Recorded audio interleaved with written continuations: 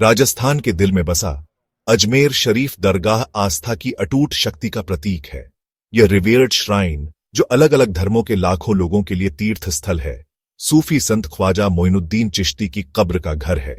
अपने प्रेम और करुणा के संदेश के लिए जाने जाने वाले संत की विरासत जीवन के सभी क्षेत्रों के भक्तों को आकर्षित करती है, जो सॉलिस और ब्लेसिंग्स की तलाश में यहां आते हैं। दरगाह अपनी इंट्रिकेट आर्किटेक्चर और शांत वातावरण के साथ पीस और स्पिरिचुअल अवेकनिंग की भावना का प्रतीक है। यह एकता के प्रतीक के रूप में खड़ा है, जो सभी धर्मों और पृष्ठभूमि के लोगों का स्वागत करता है, हमें उस शेयर्ड ह्यूमैनिटी की याद दिलाता है जो हमें बांधती है। हर साल उर्स उत्सव के दौरान दरगाह जीवंत रंगों, भक्ति गीतों और धूप की खुशबू के साथ जीवंत हो उठती है। यह देखने लायक नजारा होता है, जो अटूट भक्ति और आस्था की एकता शक्ति का प्रमाण है। हालांकि दरगाह एक हिस्टोरिकल डिबेट का केंद्र भी बन गया है, जहां इसकी ओरिजिन्स और पास्ट के बारे में सवाल उठाए गए हैं। इस कंट्रोवर्सी ने लीगल चैलेंजेस को जन्म दिया है, जो दरगाह के पवित्र ग्राउंड्स के नीचे छिपी हिस्ट्री की परतों को उजागर करना चाहते हैं।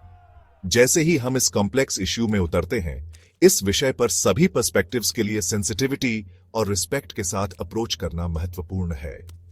हिस्टोरिकल एक्यूरेसी की परस्यूट को वर्तमान भारत में आस्था और एकता के प्रतीक के रूप में दरगाह के महत्व को ओवरशैडो नहीं करना चाहिए।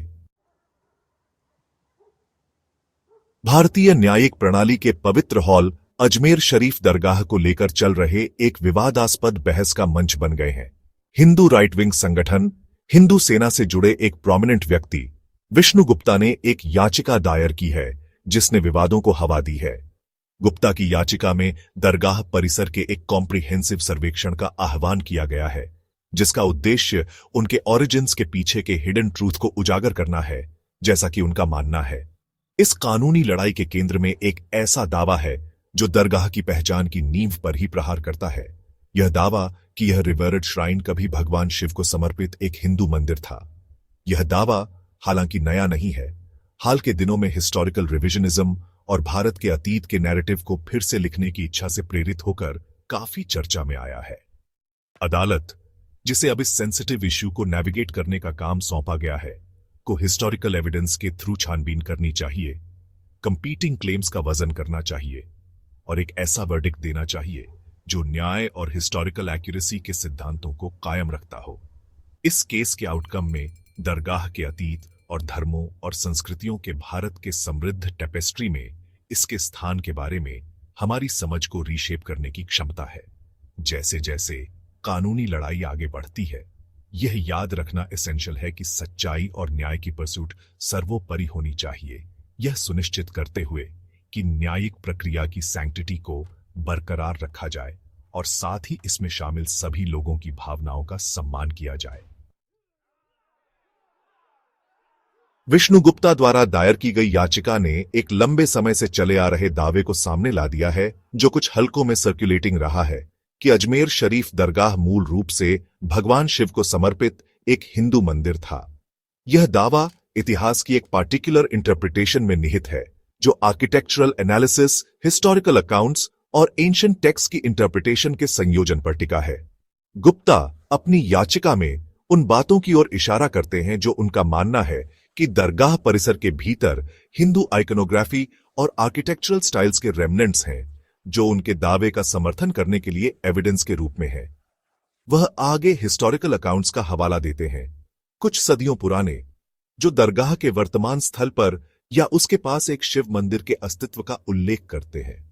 गुप्ता द्वारा प्रस्तुत एविडेंस के प्रमुख पीसेस में से एक इतिहासकार हर बिलास सरदा का काम है, जिनकी पुस्तक Ajmer historical and descriptive Ajmer के इतिहास में तल्लीन है, जिसमें दरगाह भी शामिल है। सरदा का काम, जबकि स्पष्ट रूप से यह नहीं बताता है कि दरगाह एक मंदिर पर बनाया गया था, आसपास के क्षेत्र में हिंदू और जैन मंदिरों की उपस्थिति का उल्लेख करता है और दरगाह से पहले की धार्मिक संरचनाओं की संभावना की ओर इशारा करता है। हालांकि इन दावों पर क्रिटिकल नजर से अप्रोच करना महत्वपूर्ण है, क्योंकि हिस्टोरिकल इंटरप्रिटेशंस अक्सर सब्जेक्टिव होती हैं और बहस के लिए ओपन होती है। प्रस्तुत एविडेंस, जबकि इंट्रीगिंग है, कठोर एकेडमिक स्क्रूटनी की आवश्यकता है और ऑल्टरनेटिव पर्सपेक्टिव्स और हिस्टोरिकल अकाउंट्स के साथ जांच की जानी चाहिए। अजमेर शरीफ दरगाह के असली इतिहास को उजागर करने की तलाश हमें समय के साथ एक यात्रा पर ले जाती है। एंशिएंट टेक्स्ट्स, आर्कियोलॉजिकल एविडेंस और अलग अलग समय के इतिहासकारों के अकाउंट्स में तल्लीन करती है।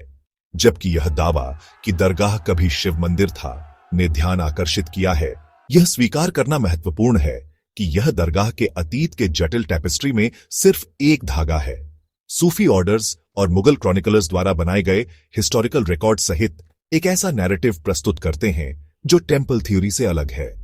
ये अकाउंट्स 12वीं शताब्दी में राजपूत चौहान वंश के शासनकाल के दौरान दरगाह के ओरिजिन्स का पता लगाते हैं। इन सोर्सेस के अनुसार राजपूत राजा पृथ्वीराज चौहान ने ख्वाजा मोइनुद्दीन चिश्ती को जमीन दी, जिन्होंने एक खानकाह, एक सूफी लॉज की स्थापना की जो अंततः दरगाह का स्थल बन गया। ये अकाउंट्स दरगाह की भूमिका को सूफी शिक्षाओं के केंद्र और चिश्ती ऑर्डर के अनुयायियों के लिए तीर्थ स्थल के रूप में एम्फसाइज करते हैं। वे रिलीजियस सिंक्रेटिज्म के प्रतीक के रूप में दरगाह के एवोल्यूशन पर प्रकाश डालते हैं, जो विभिन्न धर्मों के भक्तों को आकर्षित करते हैं जो रिवियर्ड संत के ब्लेसिंग्स की तलाश में थे। जैसे जैसे हम इन अलग अलग नैरेटिव्स के माध्यम से नेविगेट करते हैं, यह स्पष्ट हो जाता है कि दरगाह का इतिहास एक साधारण लिनियर कहानी नहीं है, बल्कि सदियों से विभिन्न इन्फ्लुएंसेस और इंटरप्रिटेशंस द्वारा आकार लिया गया एक मल्टीफैसेटेड कथन है।